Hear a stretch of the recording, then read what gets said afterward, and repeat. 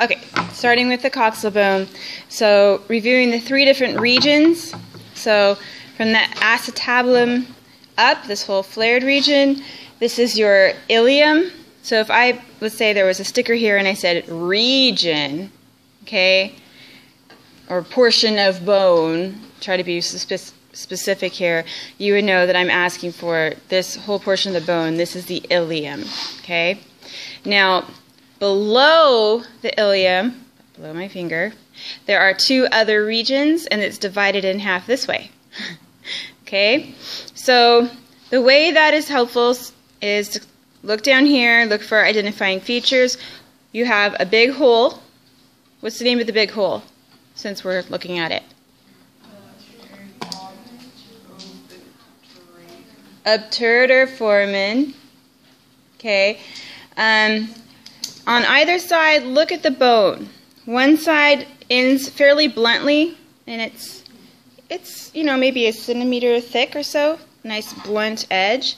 The other portion is thicker and really bumpy. Okay? So, the side where you have a thicker bone and it's really bumpy, this is your ischium. Okay, so this side, so it goes from here. So on this side, this part is the ischium. Okay, and then on this side, this region is the, what's the last one? The pubis. Okay, so those are the 3 regions. Okay. So let's just start at the ilium and do the features that are at the, wait, no, those are at the bottom. Okay, we're going to start at the ischium and then work on the features there first. Okay, so we're looking at the inferior portion. So the ischium is the side that has the really thick, bumpy portion here. This is what people commonly call as the seat bone. So this is what you're sitting down on. So if someone says they have a bony behind, or you tell, like a little kid sits in your lap and their little bones are digging into your legs, this is what it is. Okay? This actual structure, this is the ischial tuberosity. So the big bumpy portion here is the ischial tuberosity. There it is. Okay. So we have our obturator foramen here, and in the middle, it stops being the ischium and starts becoming the pubis. Okay? So on this side of this bottom band of bone, like where my finger is, this would be your ischial ramus. Okay?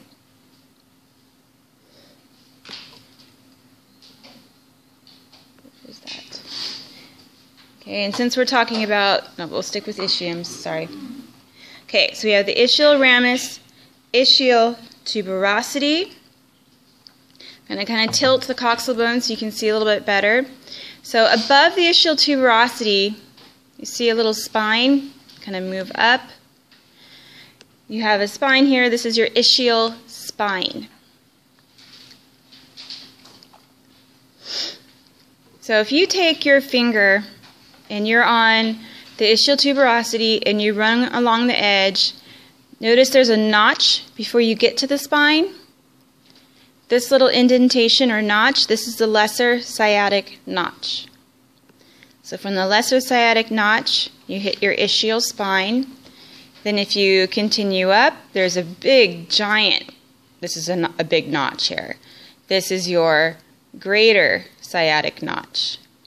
So the sciatic notch, both of them, the greater and lesser, are on the ischium side. Okay. Let's see.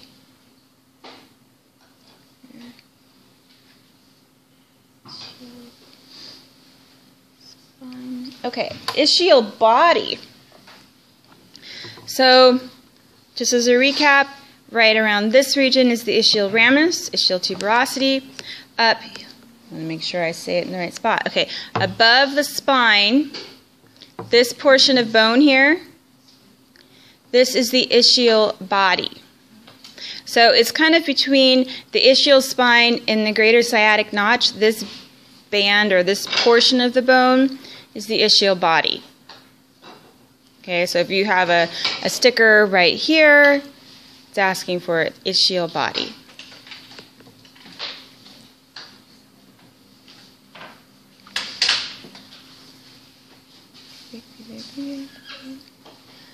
Okay, we are going to move to the pubic region next,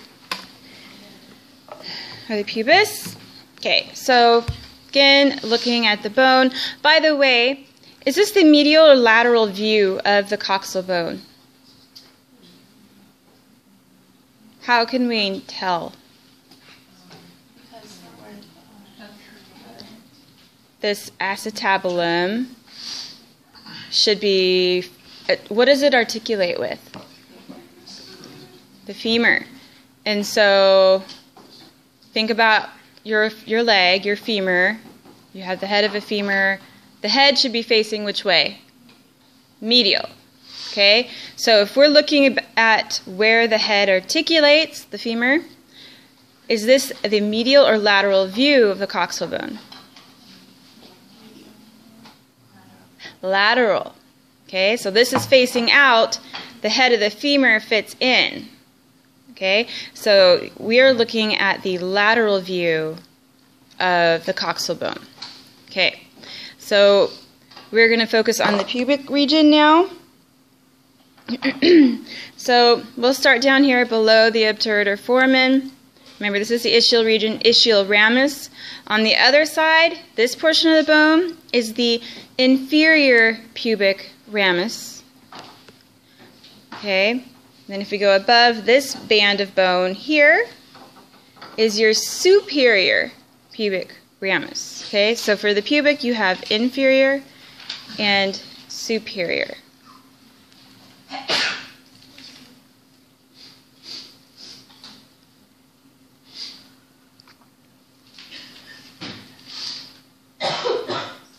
Okay, now we have, what's next? The pubic tubercle and the pubic crest. So these two are pretty close together. So pubic region. Notice that on the pubic region you have a blunt end. It's fairly straight up and down. It's flat. The surface is rough though.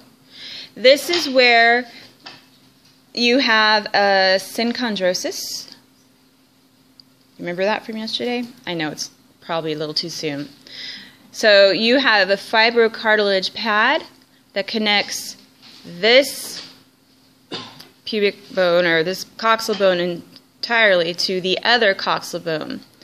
And that joint, or that connection there, is the pubic symphysis. Okay, so actually this surface we're going to call the pubic symphysis. This is where the joint is, along this flat surface here. Okay? I believe that. Oh, and it is in your notes, except for I just switched the words around. It's pubic symphysis, not symphysis pubic. I know, it's like a joke that I always switch the words around. I don't know. So it's pubic symphysis. Okay? So pubic crest and pubic tubercle. Try to hold this up here. So trying to give you the anterior view here. This is right in the front, in the midline of the body. Okay? You have two structures here. You have a bump. So we're kind of following, there we go, kind of following the edge of the coxal bone here. You have a bump here, and then another bump right before you drop down this flat edge. Okay? So the bump, that's maybe a centimeter or two away from the edge. This bump is your pubic tubercle. Okay? And then when you get to the edge, right there, that little dude, right before you drop down to the articulating surface, this little dude, this is the pubic crest. Okay? And you can see those on page 151. The top picture shows the location of the pubic crest and the location of the pubic tubercle.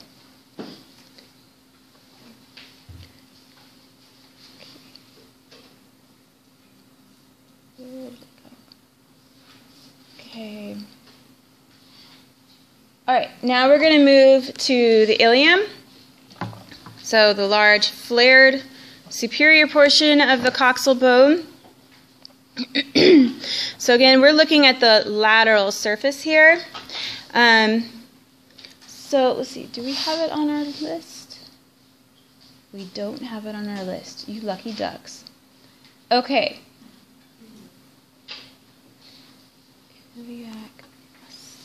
Give me 1 second. Okay. So first on our list, if we're going down, what we have left is the iliac fossa. The iliac fossa is found on the medial side of the bone. So I'm turning it over. Okay. So now the acetabulum is hidden. And one way to know you're looking at the medial side is you have this whole really rough section here. This is the articular surface for the sacrum. Okay, so this is where you articulate with the sacrum, and you have that on either side. And so it's actually, I can't believe it's not on your list. It should be on your list, but it's not. But this is the articulating surface for the sacrum. This nice smooth surface here, that is your iliac fossa.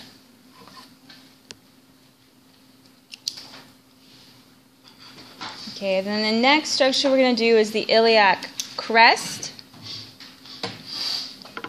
So the iliac crest, doesn't matter if you look at it superior or inferior view, it's this top edge. Okay, so the whole top edge of the ilium is the iliac crest. So if you see a little number stuck to the top edge, safe bet it's going to be the iliac crest. Then really all we have left, according to our list, are 4 iliac spines.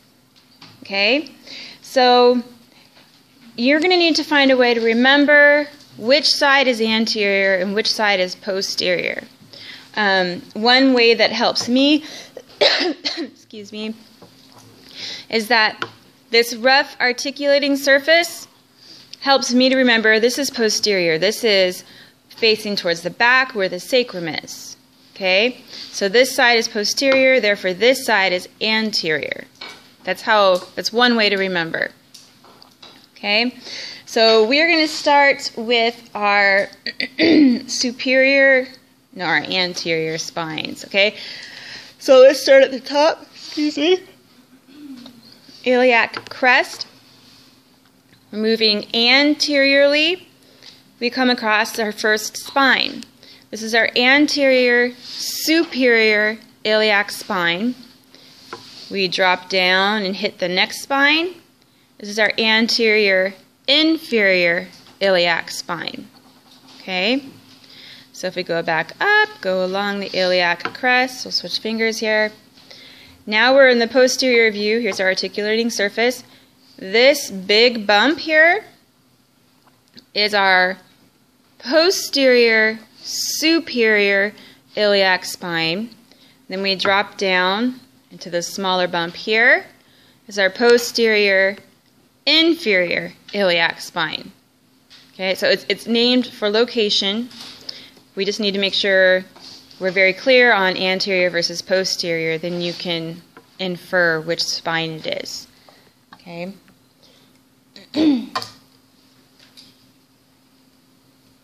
All right. We are done with the coxal bone, and we're going to move to the femur. Yes, ma'am. Right, like on the inside where the femur articulates, there's kind of like a half moon shape of like smoother. Is that just where it touches the bone specifically, like bone? Yes, so the actual smooth portion is where the femur head is going to be rotating on. And you notice this rough portion in the middle, this is where you have ligaments attaching. And so the next thing we'll look at the femur is one of those ligament attachments on the head of the femur that's attaching here. Very good question. Okay. So grab your femur, the big bone.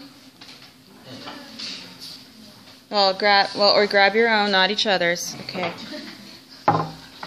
It's the TAs who's doing it, not you guys. Where are you going? Away from me. Hands to yourselves, boys. Okay. All right. Let's see. Page 154 has the femur. Oh, forgot one last thing. How can you tell if you have a right or left coxal bone? So where the pubic symphysis is, we know where that should be, right? Right in the midline of our body, right in the front. And then if we look for the acetabulum, we know that should be facing out or laterally.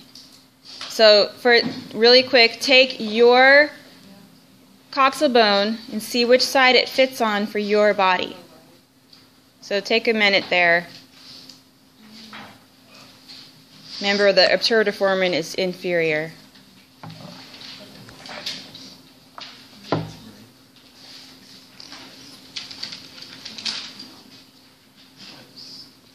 Okay.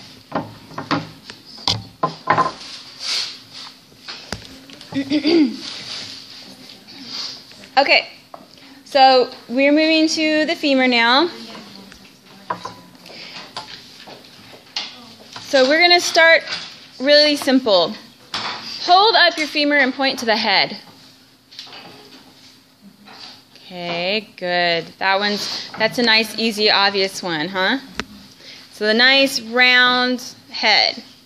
This is a very good example of the ball and socket joint. So if I brought the coxal bone back over here, the femur fits in here, and it's a multi-axial synovial joint. Okay. Another cool thing about the head is notice there's a dimple right in the center. Cute little dimple. What's it called, guys? The fovea capitis. So, remember we were just looking at the acetabulum, and there was that lovely smooth surface, and then the rougher surface here. Well, the fovea capitis has ligaments attaching it to that rough surface there. So you have an attachment holding those two bones together. Of course, there's more than just that holding the two bones together, but you have one directly holding the femur into that socket. Okay. All right. The neck. Where's the neck? Between the head and the thick part? Yeah, so you could wrap your finger around it. So it's literally this band of bone here. Okay, so unlike the humerus, which has two necks, right? The femur just has one.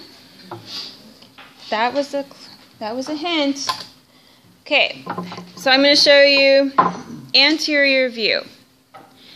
So this is the proximal portion of the bone anteriorly. Real quick, we're going to slide down to the distal portion of the bone so we can see anterior. And this is pretty helpful. So the anterior view, you have a nice smooth articulating surface kind of in the front of the femur.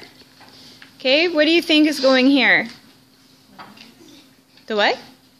Well, you have ligaments attaching up here, but it's smooth here. The patella. Right, so this is your patellar surface. So the patellar surface is going to be anterior. So if you're not sure which way to hold the bone, look for that nice smooth surface, your patellar surface. Okay, so we're going to move back up to the proximal portion of the femur. So this is the anterior view. So in the anterior view, we need to find the intertrochanteric line. Yes. Okay. So depending on the bone or model that you have, it may be more or less obvious. But there's essentially a ridge of bone, it's pretty rough, that goes from this bump above, kind of down to the bump below. And so it is, you can feel it with your finger usually pretty well, kind of a ridge of bone. It's not super huge. That's why we call it a line. Okay, so it's a line between these two bumps. These two bumps are trochanters. Okay, if we turn it over, posterior view, then it gets really obvious. Okay, the bump above, the bigger one here, what did we call this one? Greater trochanter.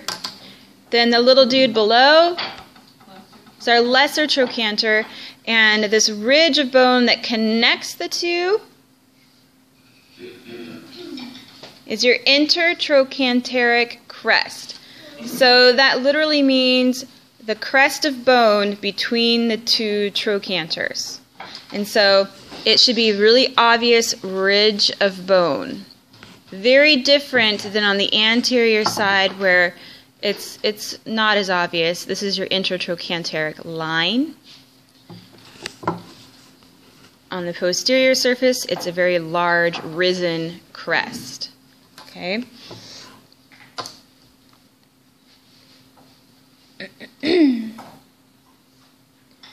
Okay. So still looking at the posterior view, we're looking for the gluteal tuberosity. The gluteal tuberosity is going to be on the side, and actually it's kind of along the whole, it's going to be on the posterior side of the bone. Below the trochanters, you should find a kind of rough portion of the bone. So this one is where the number is, but it's this whole area, and it's rough and it's a little bit raised. That's your gluteal tuberosity. What do you think is attaching there?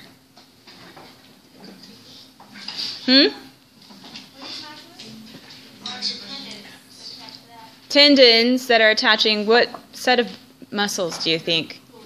The gluteals, yeah. Okay, good. So this gluteal tuberosity is an attachment site for tendons, for those muscles. Okay, and then we have the linea aspera. So we're moving down to the middle of the shaft, the diaphysis of the femur. This is the posterior view. You should notice the middle portion has a pretty sharp feeling edge. Okay, so right along the middle, that edge is pretty sharp. In the back, that's your linea aspera. If we continue to move down the bone, you'll notice the linea aspera splits, one to either side. So where it begins to split, we have a different name for it. They're the supracondylar lines.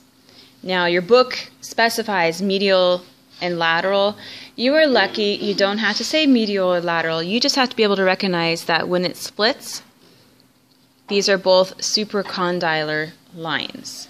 Okay? Do you want us to change ridges out in our notes? No, ridges is fine. I was just looking at the book. Ridges is actually better because it literally is a ridge. Let me see. Got the linea aspera. Okay. So here we're looking at the posterior surface. Okay. For a quick recap, we'll turn it over. This is the anterior surface. This nice smooth portion here is called what? The patellar surface. Now, we're going to go back to the top to figure out which side is medial or lateral. So the head is facing medial. So this is the medial side of the bone. So I'm going to keep my finger there and run back down. Okay, so this is the medial side of the femur. This is the lateral side of the femur. That's important to know because you have 4 sets of bumps, essentially, epicondyles and condyles, that are named medial or lateral. So you have to know which side of the bone you're on. Okay, so I'm going to keep my finger here because this is the medial side, and I'm going to turn the femur over. Okay, so this is still the medial side. See these 2 nice smooth surfaces on the posterior side of the bone? These big smooth articulating surfaces are condyles. So my finger is still on the medial side of the bone. So this nice smooth condyle here is your medial condyle. The one on the opposite side is your what? Lateral condyle. Okay, so medial is over here. So if you look closely, you notice to the side of the medial condyle, you'll have a bump over on the side. This is your medial epicondyle. Okay, and if you go over to the lateral condyle, hey, there's a bump on that side. This is your lateral epicondyle. Okay.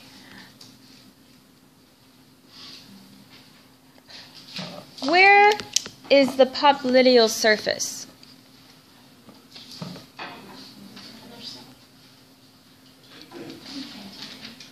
Is popliteal, think about body regions, is that anterior or posterior?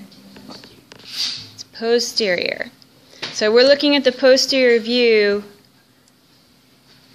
of the femur. This is at where the knee joint would be. So your popliteal surface is going to be in this region here. Okay? Let's see. And it's not identified in your book. Okay? So remember, your popliteal surface is this region right here. Okay. So if you know, well, you should know which direction the femur faces. If we need to know right versus left, the head of the femur faces medial, and then we know that the bone is anterior if you have your lovely patellar surface. So take a moment and figure out if you have a right or left femur. Try to fit it on your body.